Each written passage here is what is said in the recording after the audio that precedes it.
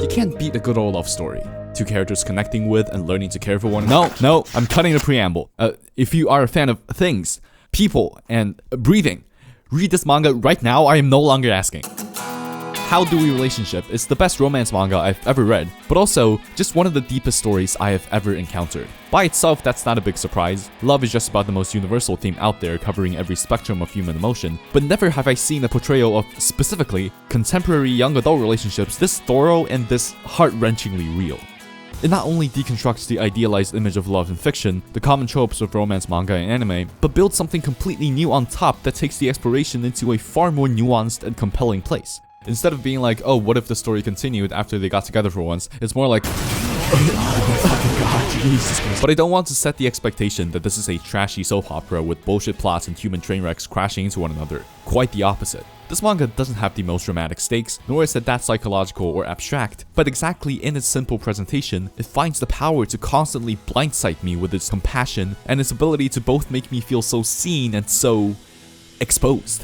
Best of all, this manga is one of the coveted actually good Yuri, which means that it doesn't reduce itself to an aesthetic or a genre tag, but actually explores lesbian relationships in a meaningful, relevant way. It might be a bit silly then, or maybe it's a testament to our shared humanity, that after reading through all of it twice, I genuinely feel like this series has given me, a provably not lesbian, some of the best insight into the nature of adult relationships I've ever seen, what it takes to make them work, and all the ways that they can fail. In other words, how do we relationship? I'm going to spoil the shit out of this manga. So if you have any interest to read it blind, please do. You will not regret it. But 1, I give enough context in this video for you to know what I'm talking about, and 2, I really just cover a sliver of what the story has to offer. Even after this video, I'm sure you're still gonna get a lot out of your own read-through. Alright, enough housekeeping. Let's talk about how this manga accurately depicts how nothing, especially love, works out when you're 19. A timid college freshman quickly becomes friends with a sociable classmate. At a welcome party, the classmate saves her from groups of drunk men cornering her about her love life, or otherwise literally confessing to her. As the night winds down, perhaps spurred on by the alcohol, the classmate opens up to the girl that she is a lesbian. To her utter surprise, instead of judgment, the timid girl admits to also being attracted to women. Then one of them immediately says, might as well start dating, and the other goes, okay, and they get together the chapter after. Wait, what?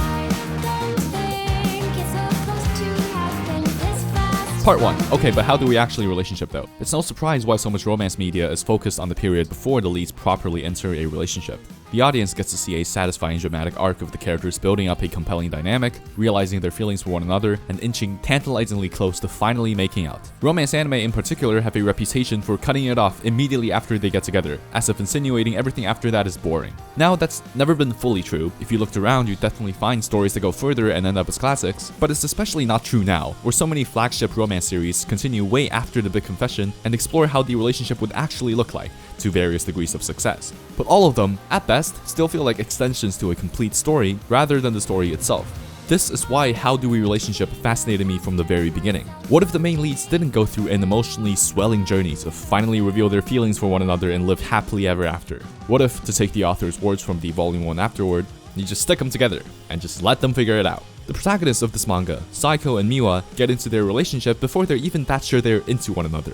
This is, of course, further complicated by their sexuality not being generally accepted, which makes their relationship seem even more out of convenience. And you know, I'm sure romantic, dramatic love stories about high school sweethearts do exist in real life, but this is far more in line with the lived experience I've seen. Most couples I know around my age got into their relationships because of variations of, oh, they seem nice and we like the same things kind of, and I was physically attracted to them. There was a baseline of enjoying each other's company, of course, but the speed at which they got together often didn't match with the depth of the connection they shared. Because the real kicker fiction never tells you is that a lot of people get into relationships because the idea of a relationship is very appealing, and not because through thick and thin, they found a perfect person who loves them for who they are and fits their needs exactly. Everybody wants to feel desired. Everybody wants to do lovey-dovey couple things, barring the air oasis. I'm not sure, maybe you can tell me in the comments. And that's not even mentioning the social status aspect of it all, where being perceived as desirable is sadly a big part of somebody's worth as a person societally. We see that in this very story, where people assume things about Miwa's love life just because she is conventionally attractive and popular. Pretty much everybody I know, and common sense in general, has concluded that being obsessed over these social constructs leads to more harm than good. You shouldn't get into relationships because you are lonely or afraid to be perceived as lonely. It's a red flag, if you will. So it's very surprising to see a story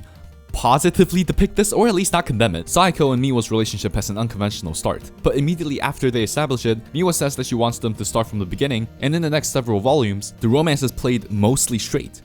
No, not like that, you know what I mean. And I kind of love that. We've far too romanticized the concept of a pure romance to accept that these so-called ulterior motives in entering relationships are normal and common. Because they are, especially at a young age. If we were all a bit more honest to ourselves, wanting to avoid loneliness is way more natural than lovers eternally tied to the red string of fate. And feeling that doesn't make you a bad or broken person incapable of functioning in a relationship. Or maybe I'm projecting and you are a very well-adjusted 18-year-old that doesn't need to think about this, and genuinely good for you. But for me, to see characters in the story actually navigating this particular slice of reality and not just immediately failing was surprisingly vindicating. Because more than anything, Saeko and Miwa show that getting together is really just the very, very beginning. Miwa, being the inexperienced but hopelessly romantic one, is initially shocked by the casualness of her and Saiko's relationship. The story constantly undercuts any attempt at romantic moments. For example, by making the first words they say to each other be, "Damn, that's some mad cleavage." But at the same time, Miwa is starting to notice how Saiko's cheery attitude is able to reassure her when she needs it, and how she is enjoying the simple act of having a companion that cares for you. In turn, Saiko, carrying some baggage from negative coming out experiences in middle school, is cheered on by the compassionate Miwa, and finally presents as her authentic self in front of the friend group. In a very, I think, true-to-life way, these little moments that the other person probably didn't think about that much, ends up being the foundation of their affection for one another, and what slowly assures Miwa that she values being with Saiko despite her earlier doubts. But strangely, what I love the most about these vignettes is their nebulousness. Did they do this because they are in a relationship, or because they genuinely like each other? Did being in a relationship make them feel compelled to do the extra step, or would they have just done the same thing as friends? It's a very signified is the signifier thing, where being in a relationship is both the cause and the effect. There's no right answer, because even the people in it wouldn't be able to tell you. I'd probably overthink and ruin everything if I was actually in the situation in real life, but reading it in fiction is goddamn fascinating, and I think reflects a common experience. Lastly, yes, a lot of their relationship does center around their physical connection. Chapter 2 ends with Saiko going, "Damn, I want to do her," like it's not subtle. While it does portray a lot of lesbian-specific themes I don't have any input on, Tamifu's depiction of sex in general is one of the best examples of how strong her writing is. Her dialogue is detail-oriented, but doesn't shy away from characters speaking in vague terms and simple language if it fits the moment and the character's mindset. A beautiful case of less is more. When they are about to have sex for the first time, the way Miwa senses Saiko's heartbeat and comes to the simple realization that she is connecting with another human being with blood and sweat just like her is such an understated but poignant way to describe intimacy. However, the other side to the warm acceptance of intimacy is that it's also when you are at your most vulnerable. When Saiko first tried to have sex with Miwa, and Miwa unintentionally showed her a fearful expression, she was devastated. Sex to her isn't just a way to get off, it's a fundamental part of how she loves, how she communicates, and that part of her being rejected as she is at her weakest, with her insecurities bubbling up the most, it hurts. Saiko starts questioning if there's something wrong with her desires instead. Is sex really that scary? She recalls her past, when she tried to quote-unquote fit in by getting into a straight relationship, and how her first time felt pointless. She didn't have an answer to that question. Heart-wrenching. So when they finally do embrace, when they do connect and accept each other on that fundamental level, it feels so much more cathartic than just seeing the protags fuck, because we know exactly what it means for both of them. It's all presented pretty casually because of this manga's lighthearted tone, but make no mistake, this level of nuance and understanding about sex is rivaled only by the Casca and Guts sex scene in Berserk. I am dead fucking serious, and that's only one of the many conflicts Saiko and Miwa run into in this early stage. Be it as simple as their schedules not matching up, or Miwa feeling like she's being a pain in the ass and not reciprocating Saiko's feelings, or Saiko trying to figure out how she has to respond to genuine grievances about her partner, etc. These girls go through a lot of shit, but more powerfully, even if they don't follow the clearest textbook examples of conflict resolution, Miwa and Saiko manage to solve their issues and come out the other side still willing to give this whole loving each other thing a shot. It shows that being in a relationship itself is a learning process, how to be a good partner, a good communicator, understanding what it means to actually love someone. These things don't come naturally even if you found your Prince Charming. And look, I love manga like Fragrant Flower where everybody's a role model, but that is just about the most grounded depiction of romance, not a relationship. But what is so rewarding about romance that I've ever seen? It's the combination of the subtle, loving moments and how they overcome various conflicts that fully sold me on their budding connection, nebulous imperfections and all. To once again echo the words of the author in the volume 1 afterward, it's not a pure romance, but it's just fine. If they're happy, who cares? And really, no truer words have ever been uttered. It really is going to be okay, as long as they're happy. as long as they're happy. Okay, I can't do the twist really because of the title, but just keep watching. Miwa and Saiko go to a barren beach. In typical Miwa and Saiko fashion, the former appreciates the isolation and peace, while the latter complains that there's nothing fun to do here. Saiko tries to endure Miwa's horrible cooking to no avail. Miwa cracks up at the funny face her girlfriend's making. Upon seeing that, Saiko smiles and says, "Good, you finally laughed." Miwa pauses for a second. Before she knew it, the tears wouldn't stop. And only these measly words crept up to her. "Why are you so good to me?" Part 2, I wish you talk! Given all the praise I heaped onto Saiko and Miwa's grounded and compelling relationship, I was, understandably, flabbergasted when in the face of another conflict, instead of getting through it like they always would, they just broke up. Initially, I crashed out, but then commended the story for being bold and subversive, committing to a choice most romance anime I've seen never even dared. Though, thinking about it even further, the enormity and genius of the trick this manga pulled on me began to loom. On the surface, the end of Saiko and Miwa's relationship seems simple. It's because Miwa reveals to still be harboring feelings for her high school crush and didn't have her heart fully in this relationship. A lesser story might have left it there and made them break up in a dramatic choose her or me type confrontation. But Tamiful sidesteps that conflict entirely and just makes Miwa choose Saiko, but lets their relationship fall apart anyways, making it painfully clear that the real reason wasn't any inciting incident, but something much subtler and holistic. Breakups in real life can be dramatic, but in my limited experience, it's usually a collection of scenes like these that does it. Their date by the beach doesn't make a lot of sense on its own and may even seem jarring, but implies so much angst after you've looked back at each crucial moment and realized that everything until now has been a slow buildup of miscommunications and personal issues on both sides that made this conclusion the only possible one. To take the scene at hand as an example, before this trip, Miwa had met up with Shiho, her high school crush. Getting reminded of the close bond they once shared, which only broke up because they were about to make out, I don't have the time to get into everything, has made her waver a lot. But because she is afraid to hurt Saiko, she keeps it to herself, which doesn't work because she's very bad at hiding her emotions. This incident, combined with her previous conflicts over being called a pain, festers in immense guilt in Miwa, until she basically deems herself a horrible person that only the forgiving, kind Saiko can accept. But the reality is that, despite appearances, Saiko feels jealous and insecure about her relationship all the time, but just deems it immature and weak of her to show that vulnerability. Without her pretending to be okay with it, Miwa, the perceptive girl she is, wouldn't have even gone to that reunion. Here, Miwa slips her self-hatred for just a second, and instead hurts Saiko even more, because she just signaled to her that she has fallen for the facade Saiko put on. This is very good writing, but as we go further and further back, an even more sobering truth begins to reveal itself. This scene is merely a microcosm of what's been going wrong the whole time.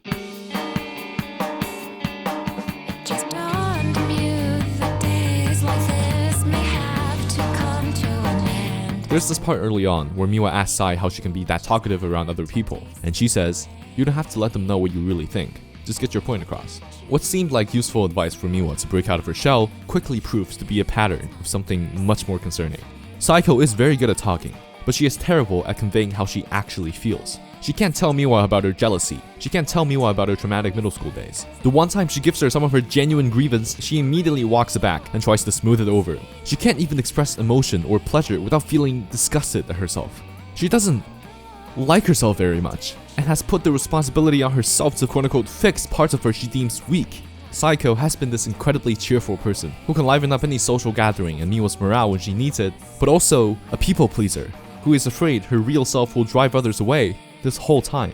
The same applies to Miwa. She is characterized at the start by her inability to communicate because of the type of Japanese thinking that sees bothering others to be as bad as murder. And while her perceptiveness and compassion has helped Saiko, that combined with her anxiety and low self-worth has only compounded into a mindset where Miwa doesn't ask about what's wrong with Saiko, afraid that she will seem like pain or make her feel bad until it is too late and Saiko has thought of an excuse.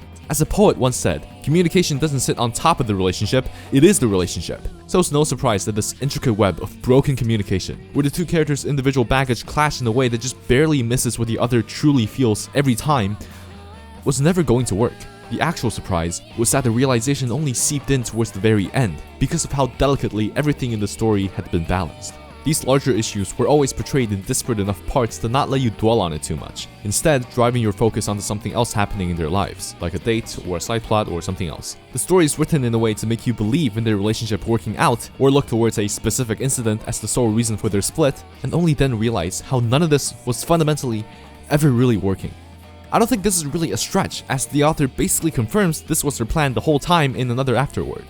And that is when I realized the bigger trick how Dewey relationship was pulling on me. To say it bluntly, that's just real life, isn't it? When we are in a relationship, we often don't see the warning signs that tell us maybe something isn't working. And it's only after everything has met its bitter end when we realize it was dysfunctional for much longer than we thought, or maybe the whole time. I've seen people in abusive relationships not realize the enormity of their pain until they're out of it. I've seen people who after breaking up only regret that they didn't do so sooner. This manga brilliantly makes this veil lift tangible as a fundamental part of the reader's experience. I was so invested in their relationship working out, so happy about them growing together, that I never realized these moving parts in the background until it all culminated and was made clear to me in hindsight. This is maybe one of my favorite moments of, I don't even know what to call it, immersion in all of fiction. I've never seen a non-interactive story string me along to the exact mental state of the characters through the sheer power of its writing. Besides Umineko, I don't know the reason why we do this. Why we can't clearly see the problems in relationships even when they're right in front of us. I could say the classic line that love is blind, or maybe that these people are just stupid. All I maybe know is that many of us feel incomplete without feeling love, feeling desired and needed. And we nurture these mutually beneficial social contracts to fulfill those desires. But because we have these holes within ourselves, we fear abandonment and losing that validation to the point that it actually sabotages the very thing that we're supposed to find comfort in. It's the most painful catch-22. Miwa grew more and more stuck in her head until she could never see Saiko for who she really was, but instead, a reflection of her own patheticness. In turn, Saiko had her guards up so high, there was never really a chance Miwa could have understood her, and it is Saiko's inaction that let her slip away. Maybe they were both just trying a bit too hard. Wait, I will forever adore how this story has portrayed the trepidations in approaching young adult relationships, and highlighted how reconciling those differences, moving past them together, is ultimately more important and rewarding than finding a perfect person. But how Dewey relationship takes another bold step past that, and shows breakups as the uneventful, slow disillusion of love it is, which still, somehow, blindsides everyone involved. And if you are here to say, well, I knew that it was never going to work out, get the fuck out of here. After the dust settles, even if it ended on friendly terms, it's all too easy to feel resentful. Resentful of the other person. Resentful of yourself. Maybe of you two ever meeting in the first place. People go no contact. They leave friend groups, or change their lives even more drastically. If you've ever been there or around to witness it, it's rough. But sometimes, space and time is the only thing that can heal your wounds and relieve that angst. But here is where How Dewey relationship once again subverts my expectations, this time by straying away from the reality I had so much trust in it to depict. A new year had quietly begun. Miwa and Saiko were assigned to pass out flyers for their club, the former looking kind of fidgety and nervous. When Saiko asks her what's going on, she lights up. How does your first day go? Part 3, the power levels of this Japanese cartoon. Now, after splitting up the main couple in a romance story with still 70 chapters left to go, we are really in uncharted territory for any story in general, and Tamiful doesn't let it go smoothly. While Saiko is enjoying spending more and more time with her new co-worker Yuri, Miwa's off to finally settle her past feelings for good, which doesn't go well. The side plot is very fucking good, but I genuinely can't get into it for this video. I'll probably leave an addendum. Miwa is left just a shell of a person, unable to get out of bed in her self-loathing and heartbreak, a realer one than the breakup with Saiko by her own admission. Saiko, still with feelings lingering, goes to care for Miwa, and gets sucked into like a friends with benefits situation. In this really uncomfortable dynamic where both of them prey on their own lack of self-respect. Toxic Yuri has never been this fucking alive. It's one last reminder of how much these two have to grow before they can love each other, themselves, or another person, which is exactly what happens. Saiko spends the night camping with Yuri, and for the first time in a long time, shows her vulnerable side, which Yuri promptly and graciously accepts. After that, there was no looking back. Saiko cuts off the situationship with Miwa, and the two arduously but eventually understand that what they had just didn't work out, and mutually decide to move on. So does life. And as one romance ends, another might have just begun. But the point that stuck out to me the most, something that might seem obvious and silly to point out, is that Saiko and Miwa stay friends, and in fact, become better friends than even when they were dating. this is not something the story dismisses either. Other characters make remarks about how strange this is, and both characters have to actively work past their intense feelings as their exes enter into a new stage of their life. But in the end, they actively support one another's new relationships, and develop such a good connection that they are the first person the other goes to when there's something on their mind. Seeing this portrayed in the story instilled a message in me I didn't know I needed. So far, I haven't talked too explicitly about my own love life because it's none of your business, but I've had times when the people I involved myself with, or tried to involve myself with, I couldn't even look without drowning in self-loathing and frustration, so I thought they would disappear out of my life forever. In a world where discommunication could be as simple as a single block button, I don't think this is a strange conclusion to come to. But some of those people didn't leave. And with some time to process my emotions and a lot of growing up, they have now become some of my most treasured friendships, and I am infinitely glad for not cutting them out when I wanted to the most. It sounds dumb, but people stay in your life if you allow them to. And so far, letting them stay has always been the right choice. Okay, but even if you don't give a fuck, have you ever seen a romance manga where the main characters get together immediately, break up, and then remain friends while entering completely different relationships? I bet the fuck not. And what about those different relationships? I hope by now you don't doubt Tomifu's ability to sell you on any romantic dynamic, but what is interesting is how going through so much more shit is gonna impact Saiko and Miwa in their new relationship. And I am so glad to say that they're in fact much happier. Saiko is very aware that not being open enough with Miwa was a big part of their fallout, and seeks to correct that when she starts dating Yuria. Thankfully, Yuria herself is a perfect person to pick Saiko up when she's down. She's kind, pretty simple-minded, but most importantly, never unsure of herself to the point that Saiko wants to overextend herself to cheer her up, allowing her to, for the first time, be emotional around a partner. Tamaki, the underclassman Miwa meets and pretty much instantly falls for, is similar in that sense. The complete opposite of Saiko, Tamaki is not a people pleaser and says her opinion straight up, out loud, every time. This makes it both very adorable and great for Miwa's mental state, when she just goes, okay, do you like me or not? Do you want to make out with me? I love her. Miwa, in turn, has learned to be much more forward and express her love, unlike in her relationship with Saiko. All of this feels like an oasis after traveling through the grueling, exhausting emotional desert that was the breakup. But it is precisely because I've been put through the ringer with these two women that their happy lives mean that much more to me. That being said, the story never becomes toothless. The same level of nuance is still applied to each and every new development, and as the characters start worrying about the future and becoming a member of society, the concerns and themes explored have only expanded. To detail everything will take too long. I've barely talked about the fact that this is also a music manga, or any of the equally compelling side characters, or the art. The art!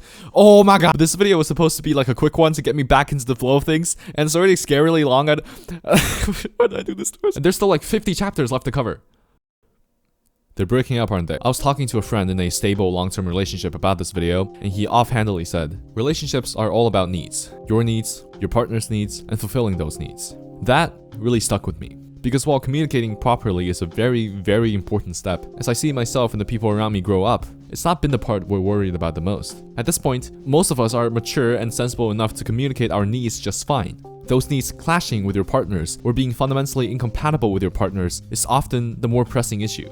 I don't really want to buy into the whole attachment style bullshit because, I don't know, it reeks of pop psychology as much as stuff like love languages. But it is probably true that the way we communicate and show affection are very different. Some people I know just aren't very expressive, and despite actually caring, don't have a habit of constantly telling their partner that they love them. Some other people don't see relationships as a priority in life, and don't revolve much of their life around it. I think all of these ways of living are equally valid, but when those people are paired up with people who are very expressive of their affection, who want to be told that they're needed, who really prioritize their relationship, it doesn't really end well.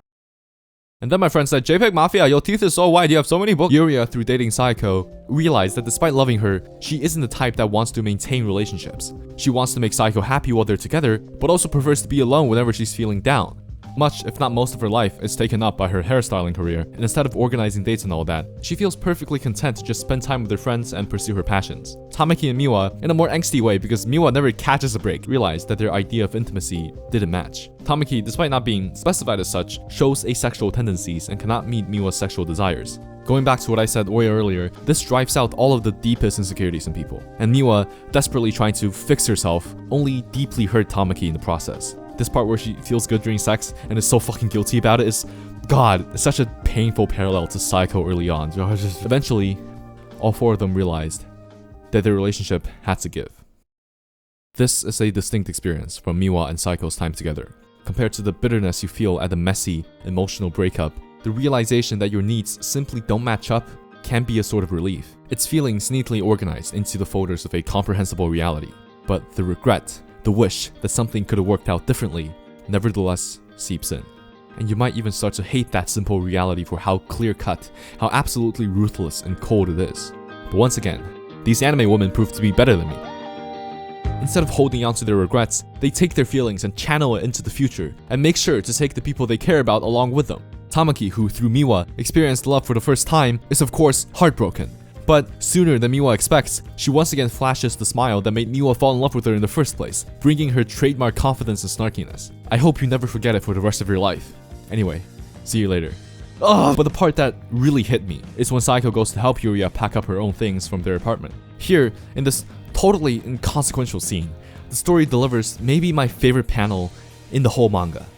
After everything we've seen these four characters go through, their growth, their pain, and how they shared that with each other, here, at what people may call a sad, unsatisfactory conclusion, they proudly and beautifully proclaim, the end of romance isn't an end.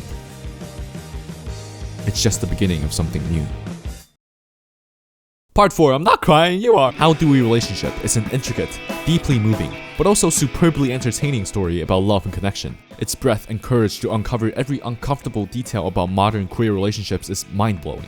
The reality it portrays is often unflinching, rife with angst and heartbreak. That is what makes this manga so impactful and real, but it never wallows in life's miseries. The characters may stumble, they may cry, make bad decisions, but in the end, they still put their faith in love, in life, and in the people they surround themselves with. They still carry on hope. At the end of it all, Miwa and Saiko find each other again. Having gone through what felt like multiple lifetimes together, apart, in support of one another all the same, they hesitate, like you would. Miwa is still genuinely pretty traumatized by intimacy from her time with Tamaki, and Saiko's unsure if she's even cut out for the uncertainties and fleeting feelings in a relationship anymore. But, like they've always done, they stay beside one another. And eventually, their relationship just kind of happened again. It feels surreal reading these chapters, as their interactions make the past both invert and reflect itself back at them in beautiful ways. Their first relationship was one spontaneously born out of curiosity and a desire for love, but a relationship formed by a deep, intimate bond could seem just as much like happenstance. In turn, while they've changed and grown to know so much more about themselves and each other, at their core, they're still the same people. Miwa is still the emotional and loving wreck, Saiko is still the one to cheer her up and show up for her.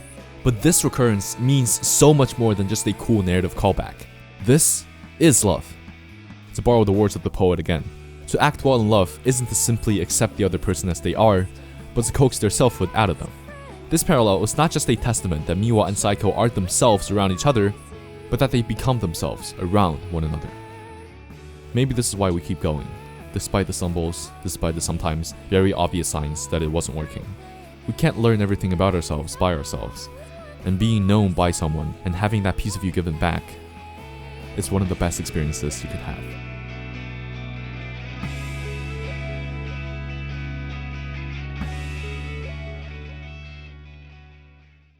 But you just had to cuck Tamaki out of a good ending. Fuck you! Thank you for watching this video. It feels good to be back.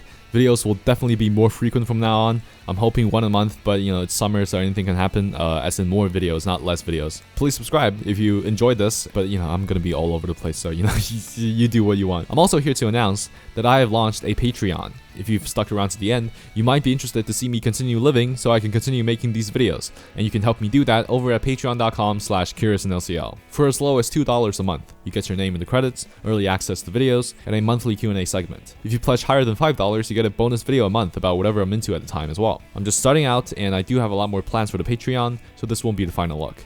But of course, the fact that you're watching will always mean more to me than anything. Alright, enough shilling, fuck off.